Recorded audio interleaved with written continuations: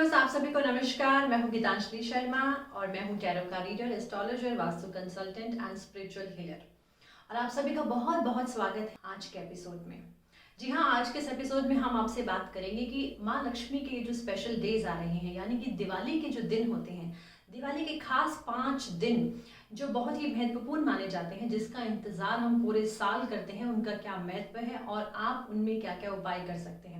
तो आज हम किसी उनमें से एक दिन की बात करेंगे, यानी कि धनतेरस की बात करेंगे, क्योंकि धनतेरस से ही शुरू हो जाता है दिवाली का त्योहार और भाई दूज तक ये त्योहार चलता है।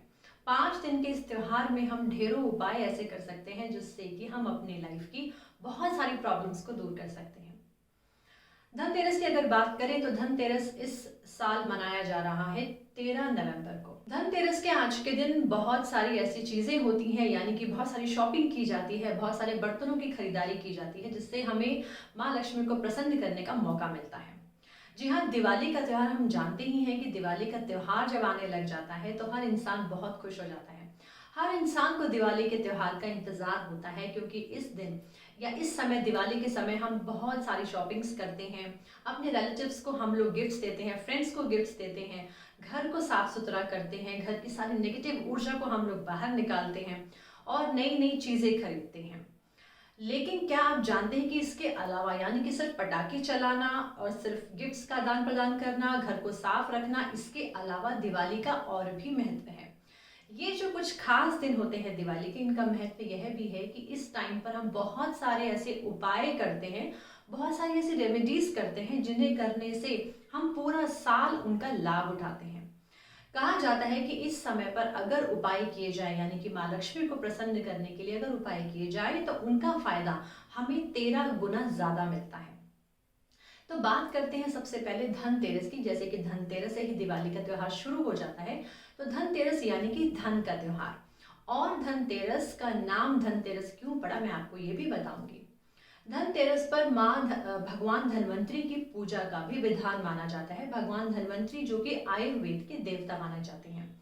पुराणों के अनुसार या पुरानी कथाओं के अनुसार ये कहा जाता है कि जब समुद्र का मंथन हो रहा था तो उस मंथन में 13 ऐसे रत्न निकले थे, जिन रत्नों में से 2 रत्न भगवान धन्वंतरी और माँ लक्ष्मी भी थे।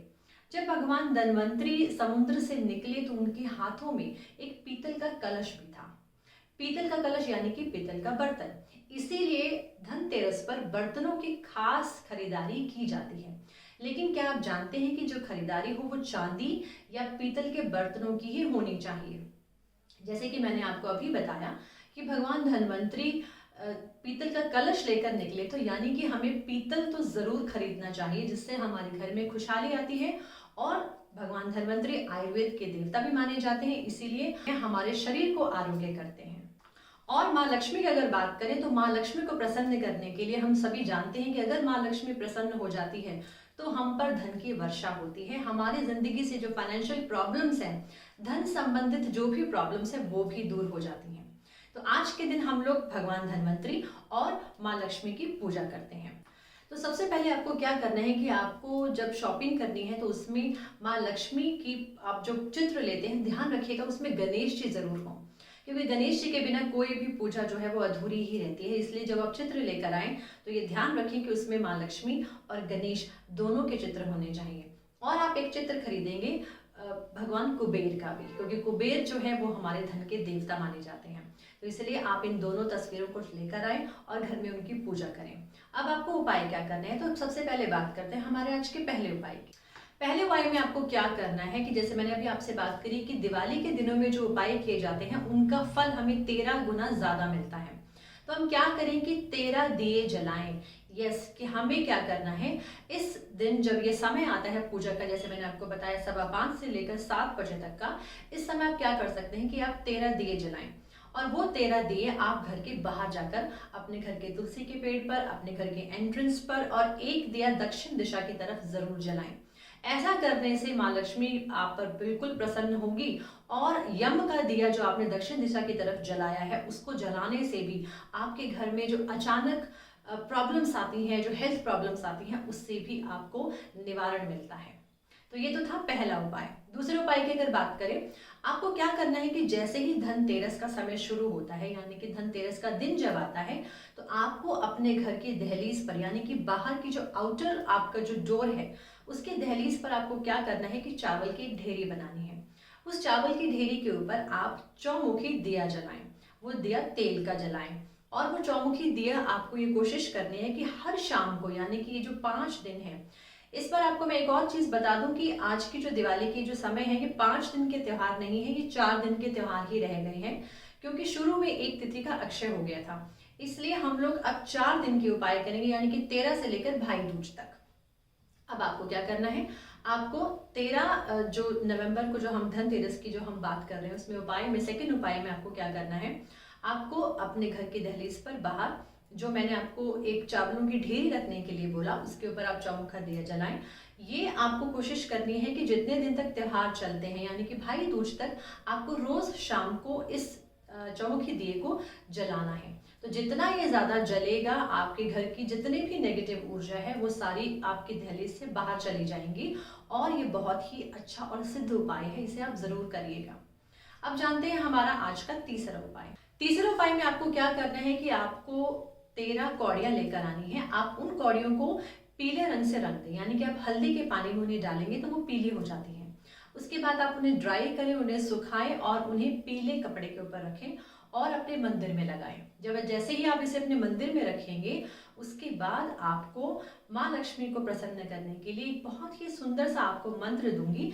मंत्र बताती हूँ, वो मंत्र आप उन कौड़ियों पर पढ़ेंगे और उसके बाद उन कौड़ियों को आप अपने घर की तिजोरी में, अभी नहीं, आप नेक्स्ट डे दिवाली के दिन भी वही सेम आप एक ये प्रक्रिया करें और उसके बाद आप उस कौड़ियों को अपने तिजोरी में रख दें।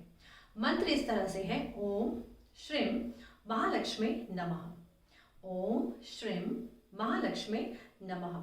इस मंत्र का जाप आप कम से कम 3 माला, 5 माला या 11 माला करें। और उसके बाद जैसे मैंने बताया कि धनतेरस वाले दिन भी आप इस पे पूजा करें और दिवाली वाले दिन भी आप इस पे पूजा करें। और उसके बाद पूजन के बाद आप इन कौड़ियों को आप अपने तिजोरी में रखिए, तो आप देखेंगे कि धन से संबंधित आपकी जो भी प्रॉब्लम्स हैं वो पूरे साल आपकी जो है वो दूर हो जाएंगे और आपको बहुत सारी माँ लक्ष्मी की आपको कृपा और माँ लक्ष्मी के आशीर्वाद जो है वो आपको मिलते रहेंगे। बात करते हैं हमारे आज के चौथे उपाय की।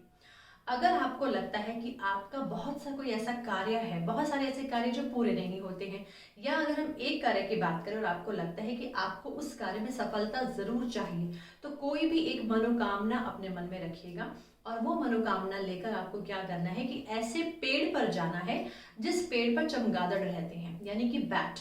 ऐसे बहुत से पेड़ होते हैं जहाँ पर चमगादड़ जो होते हैं वो बहुत सारे अच्छे झुंड में रहते हैं। आप वो टहनी वहां से लेकर आए, उनको प्रणाम करें पेड़ को, उनसे उनसे प्रार्थना करें कि मैं आपसे ये टहनी लेने आया हूँ या लेने आई हूँ। उसके बाद वो टहनी आप घर लेकर आए और अपने घर के कॉर्नर में, अपने ड्राइंग रूम में या पूजा वाले स्थान में आप कहीं पर भी वो रख सकते हैं। और उसके बाद आप अपनी मनोकामना जो है देखेंगे कि वो बहुत जल्दी पूर्ण हो जाएगी।